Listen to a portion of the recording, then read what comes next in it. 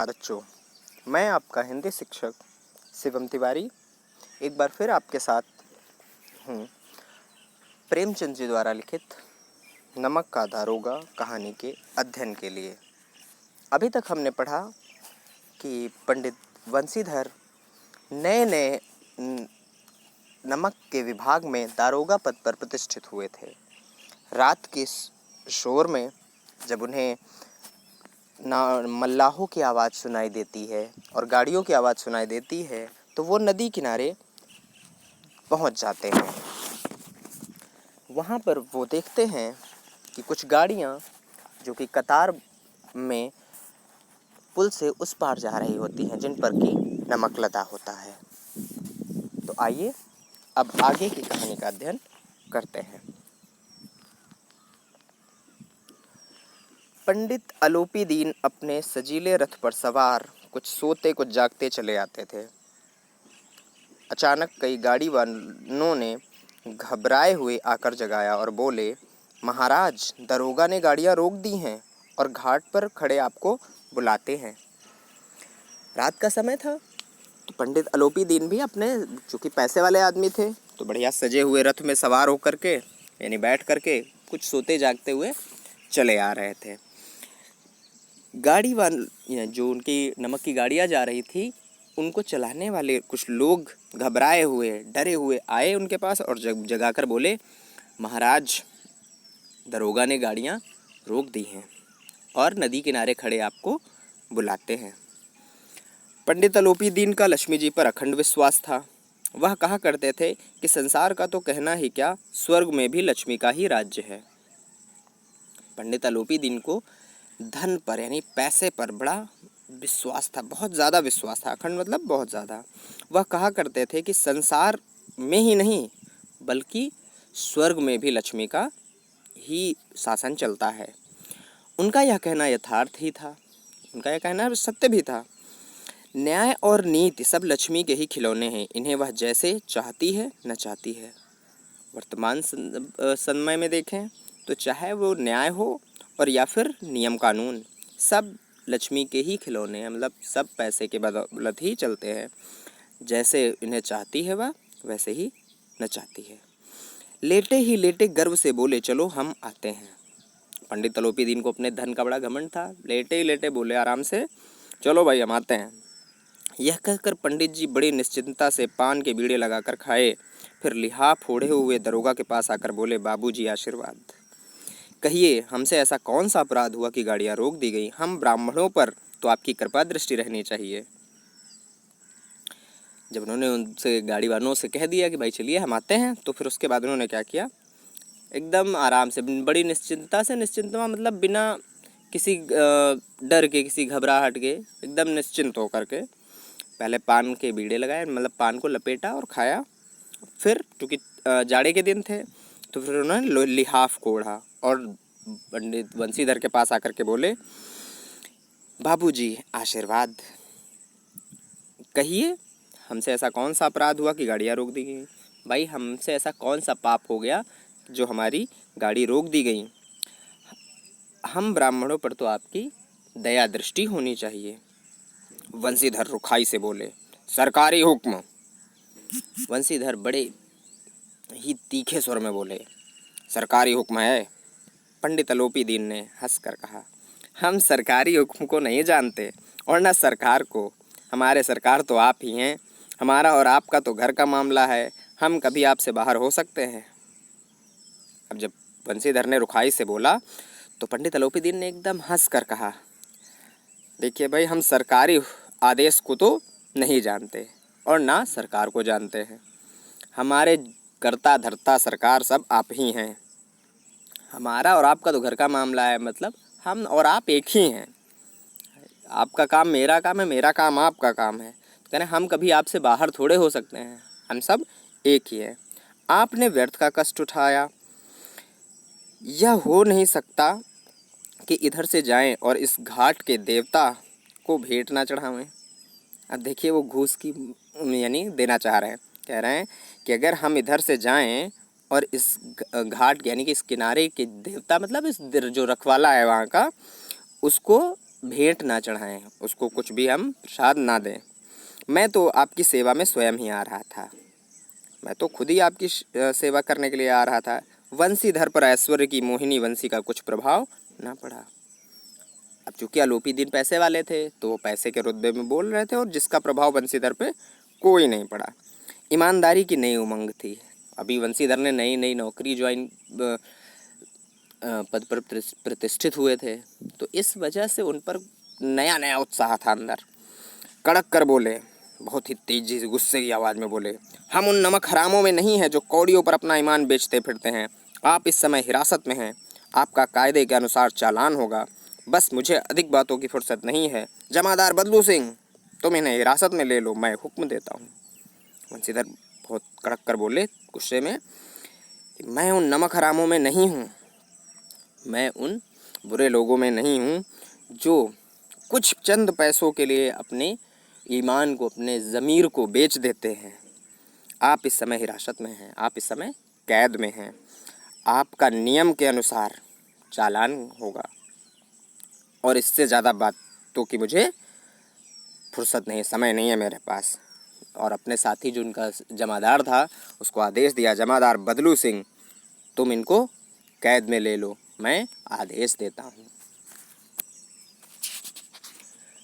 अब पंडित आलोपी दीन स्तंभित हो गए। गाड़ी वानों में हलचल मच गई। पंडित जी के जीवन में यह पहला ही अवसर था कि पंडित जी को यह ऐसी कठोर बातें सुननी पड़ी।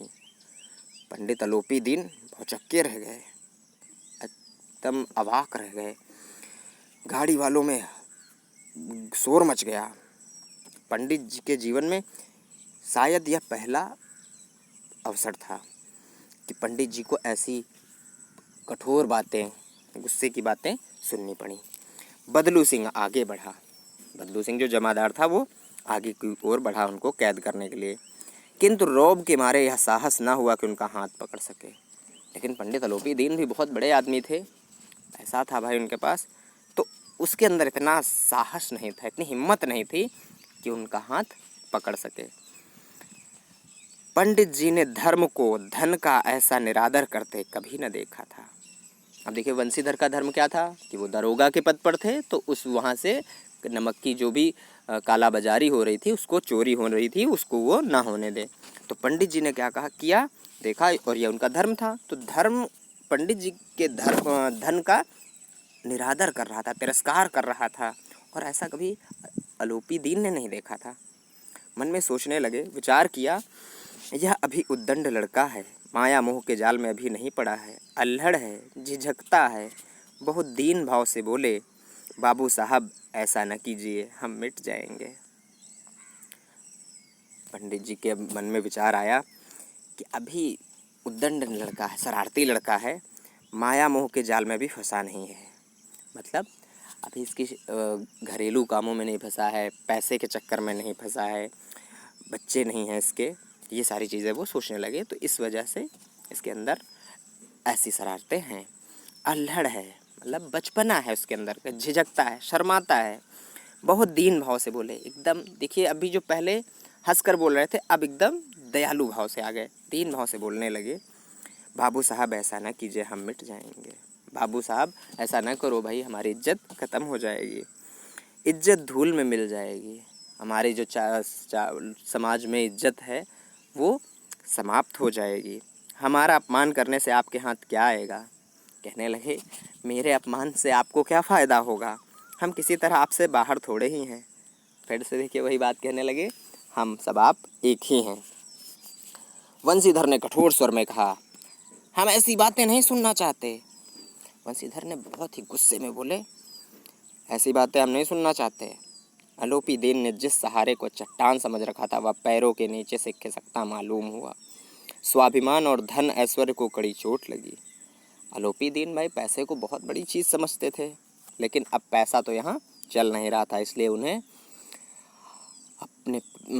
अपना सहारा जो था, वो पैसा सहारा छूटता नज़र आया। और जब सहारा छूटता है तो आदमी टूट जाता है। तो वही चीज़ उनके स्वाभिमान को और धन के जो घमंड था उसको चोट लगी, गहरी टक्कर पहुंची। किंतु अभी तक धन की सांख्यिक शक्ति का पूरा भरोसा था, लेकिन अभी भी उनको पैसे में कुछ ज़्यादा पैसे देने का, यानी सांख्यिक शक्ति, यानी कि नंबर्स का, ठीक है, संख्याओं का उनको पूरा भरोसा था। अपने अपने मुख्तार से बोले, लाला जी 1,000 के नोट बाबू साहब को भेंट करो, आप इस समय भूखे सिंह हो रहे हैं। अब उनका जो मुनीम था उससे बोले, लाला जी 1,000 के नोट बंसीधर को भेंट में दीजिए, ये इस समय भूखे शेर हो रहे हैं और भूखा शेर बहुत गुस्से में होता है। ठीक है, बंसीधर ने गर्म होकर कहा, 1,000 नहीं 1,00,000 भी मुझे सच्चे मार्ग से नहीं हटा सकते। जैसे उन्होंने 1,000 नोट देने के लिए कहा, बंसीधर गुस्से में आ गए और फिर से बोले, 1,000 नहीं 1,00,000 भी दे दो तो मैं सत्य के मार्ग से नहीं हटूंगा। धर्म की इस बुद्धिहीन दृढ़ता और देव दुर्लभ त्याग पर मन बहुत झुंझलाया। आलोपी दिन मन में गुस्सा होने लगे, लेकिन क्या देख रहे थे कि भाई 1,000 रुपया बहुत होता था उस समय, और जिस किसी के पास भी थोड़ा सा भी बुद्धि होती तो वो 1,000 रुपये ले लेता और इनकी गाड़ी को जाने देता, लेकिन यहाँ पर सत्य का मार्ग था। ठीक है, अब उस पैसे का त्याग कर रहे हैं बंसीधर, तो उस पर मन तो परेशान होगा ही होगा। अब दोनों शक्तियों में संग्राम होने लगा। दोनों शक्तियों में मतलब एक तरफ बंसीधर की धर्म की शक्ति, क्योंकि उनका धर्म है इस समय नमक की कालाबाजारी रोकना, और दूसरी तरफ आलोपी दीन का धन। दोनों शक्तियों में संग्राम होने लगा। धन ने उछल उछल कर आक्रमण करने शुरू किए। उछल उछल कर मतलब जैसे पहले 1,000, फिर 2,000, 5,000 ऐसे बढ़ बढ़ के आक्रमण करने शुरू किए, बोली लगाना। 1 से 5, 5 से 10, 10 से 15 और 15 से 20,000 तक नौबत पहुंची। किंतु धर्म अलौकिक वीरता के साथ इस बहुसंख्यक सेना के सम्मुख केला पर्वत की भांति अटल अविचलित खड़ा रहा। 1 से पहले 5 पहुंचा, फिर 5 से 10,000, 10 से 15,000, 15 से 20,000 तक आ पहुंचे भाई। लेकिन बंसीधर का धर्म, जो कि इस दुनिया में देखने को नहीं मिलता है, अलौकिक वीरता के साथ, मतलब इस लोक में न दिखाई देने वाली वीरता के साथ इस बहुसंख्यक सेना, यानी कि धर्म की धन की जो बहुसंख्यकता हो गई 15-20,000, उसके सामने पर्वत की बात, पर्वत एकदम निश्चल, जिसे मतलब कि उसकी जगह से हटाया नहीं जा सकता, अविचलित खड़ा था, बिना हटे हुए खड़े थे। आलोपी दीन निराश होकर बोले, आलोपी दीन निराश होकर बोले, अब इससे अधिक मेरा साहस नहीं, आगे आपको अधिकार है। आलोपी दीन अब निराश हो गए, परेशान हो गए, उनकी आशा समाप्त हो गई। अब इससे अधिक मेरा साहस नहीं, आगे आपको अधिकार है। और कहने लगे, इससे अधिक मेरी क्षमता नहीं है, आगे आप जो करना चाहें वो आपको अधिकार है। बंसीधर ने अपने जमादार को ललकारा। बंसीधर ने फिर से अपने गुस्से में जमादार से बोले, बदलू सिंह मन में दरोगा जी को गालियां देता हुआ पंडित आलोपी दीन की ओर बढ़ा। बदलू सिंह भी भाई इतना पैसा जो ठुकरा दे, उसको देखते हुए उनको मन में गालियां दे रहे थे, और पंडित आलोपी दीन की तरफ उनको कैद करने के लिए बढ़े। पंडित घबरा कर 2-3 कदम पीछे हट गए। अब पंडित जी आज से पहले कभी भी कैद में आए नहीं, उन्हें कोई किसी ने पकड़ा ही नहीं, तो वो घबरा गए और 2-3 कदम पीछे हट गए।